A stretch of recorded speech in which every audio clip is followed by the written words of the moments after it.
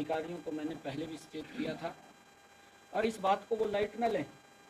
मैं ये फिर आज कह रहा हूँ, हमने अधिकारियों को ये स्पष्ट रूप से जब से जिम्मेवारी मिली है कि अपने व्यवहार में वो जरूर तब्दीली करें। हम मिलकर के प्रदेश का विकास करने की हमने सोची है। कोई भी व्यक्ति अगर उस विकास के अंदर बाधा बनने की कोशिश करेगा तो उसके खिलाफ उसी अनुसार कार्रवाई हो जाएगी।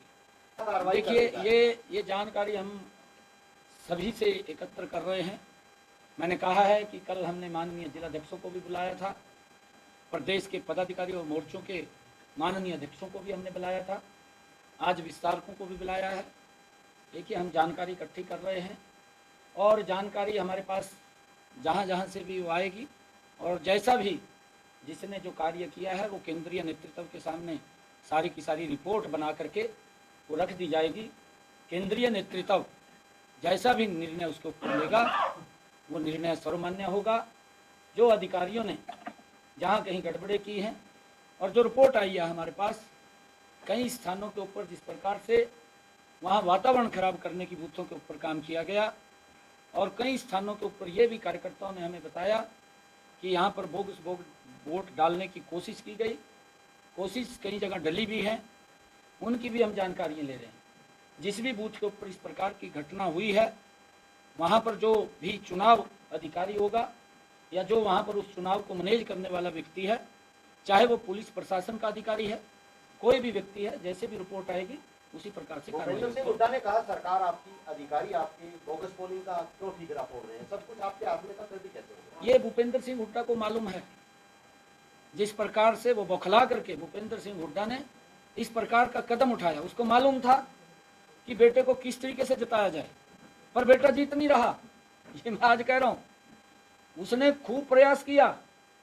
भूपेंद्र सिंह हुड्डा ने हर तंत्र लगाया, दबंगता भी दिखाई, परंतु जहां जहां पर भी अधिकारियों ने उनका संरक्षण किया है या कहीं पर बोगस वोट डली है या कहीं पर वातावरण बूथ के ऊपर खराब हुआ है, उसकी रिपोर्टिंग आ रही है और वो कार्रवाई होगी, उसके अंदर कोई दो राय नहीं है। क्योंकि ड्यूटी है, क्योंकि हमारी ड्यूटी है, विपक्ष की भी ड्यूटी है, सत्ता पक्ष की भी ड्यूटी है कि शांतिपूर्वक चुनाव हो, उसके लिए हम मिलकर के काम करते हैं। परंतु अधिकारी अगर उसके अंदर कहीं पार्टी बनता है तो फिर वो अधिकारी बताएगा, वो बताने का काम करेगा कि मैं कैसे वहाँ पर क्या हुआ, क्या वो अपनी रिपोर्ट देगा वो वहाँ पर। कौन कह रहे हैं? भूपेंद्र सिंह हुड्डा बड़े सीनियर व्यक्ति हैं। 12 मार्च को वो विधानसभा में थे, फ्लोर ऑफ द हाउस उसके सामने बहुमत हासिल हुआ है और अब ये इस प्रकार का दुष्प्रचार करके लोगों का ध्यान डाइवर्ट करने की कोशिश कर रहे हैं। मैं फिर कह रहा हूं, मैं ये बड़े विश्वास के साथ बात कह रहा हूं, कोई मैं वैसे नहीं बोल रहा हूं कि जब भी चुनाव हरियाणा विधानसभा के भी ड्यू हैं, जब भी ये चुनाव समय के ऊपर होंगे और समय के ऊपर जब होंगे हरियाणा प्रदेश के लोग एक तरफा वोट देंगे। ये मैं आज कह रहा हूँ, एक तरफा वोट देंगे।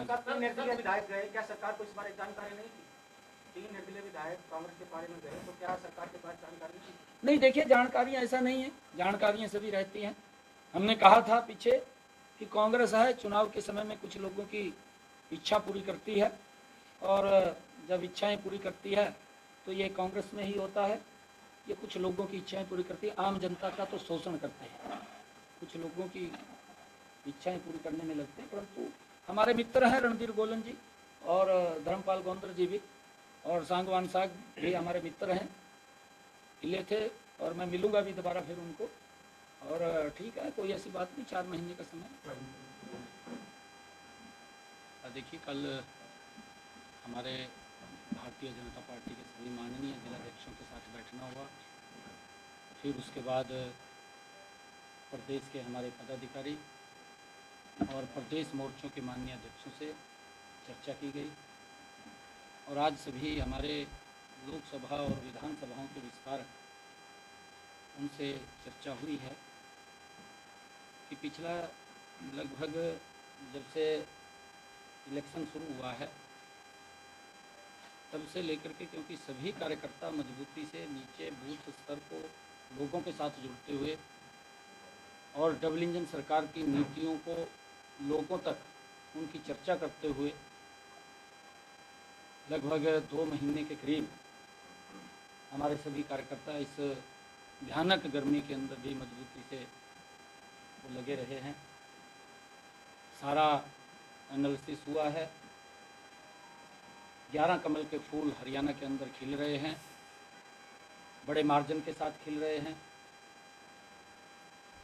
10 लोकसभा की सीटें, 1 विधानसभा की सीट, नीचे से जो लोगों का जो नीचे हमारा बूथ अध्यक्ष है, हमारा पन्ना प्रमुख है, जो उसका फीडबैक आया है, उस फीडबैक से बड़े मार्जिन के साथ 11 के 11 कमल के फूल खिला करके मोदी जी को तीसरी बार प्रधानमंत्री बनाने का काम करेंगे। सरकार पर आरोप लगा दी कि वो दिल्ली को पानी नहीं दे। ये पीछे भी केजरीवाल साहब ने बुआल लगाया था, क्योंकि केजरीवाल साहब को मैं कहूँगा कि भ्रष्टाचार की तरफ से ध्यान कम करके विकास की तरफ ध्यान ज़्यादा करें, क्योंकि लोगों को जो सुविधाएं देनी है, हरियाणा का जो पानी है, जो एग्रीमेंट माननीय कोर्ट के साथ बैठ करके हुआ है, उससे स्वाया पानी जा रहा है दिल्ली को, उसके अंदर कहीं भी कमी नहीं है। आज की तारीख टिल डेट आज 1 तारीख है, आज भी पूरा पानी दिल्ली को हरियाणा दे रहा है, परंतु अपनी राजनीति को चमकाने के लिए, अपने भ्रष्टाचार के पापों को दबाने के लिए लोगों के अंदर इस प्रकार की भ्रम की स्थिति पैदा करना, ये केजरीवाल की फितरत रही है। पिछले बार भी जब ये पानी दिल्ली को सिस्टम नहीं बना पाया, इसका ध्यान तो भ्रष्टाचार की तरफ था, ये विकास की तरफ कहाँ था इसका ध्यान? इसका ध्यान विकास की तरफ नहीं था, और ये कोर्ट के अंदर चले गए। कोर्ट ने इसको फटकार लगाई कि हरियाणा पूरा पानी दे रहा है आपको, और आप अपने सिस्टम को ठीक करें। ये सिस्टम ठीक करना ये दिल्ली सरकार का काम है। हमारा जितना पानी दिल्ली को जाना है, उसका जितना पानी, उसका सोया पानी, मैं अब भी कह रहा हूँ, उसका सोया पानी देने का काम हरियाणा कर रहा है। ये लोगों को गुमराह मत करे। अगर आप भ्रष्टाचार की तरफ से ध्यान हटाएंगे, तभी लोगों को सुविधाएं मिलेंगी, उनको विकास होगा, उनका वो आगे बढ़ेंगे।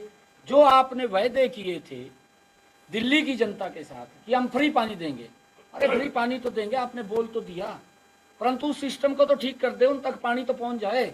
हम तो पानी पूरा दे रहे हैं, हमारे पानी में कमी नहीं है, कहीं भी कमी नहीं है। और मैं सभी, क्योंकि दिल्ली के लोग हमारे आदरणीय हैं, अगर उनको तकलीफ होती है तो हमें तकलीफ होती है, उनकी तकलीफ के अंदर हम साझीदार हैं। परंतु ये जिस प्रकार का सिस्टम वहाँ पर बैठा है, मैं फिर कह रहा हूँ कि उसका ध्यान भ्रष्टाचार की तरफ है, विकास की तरफ या सिस्टम को ठीक करने की तरफ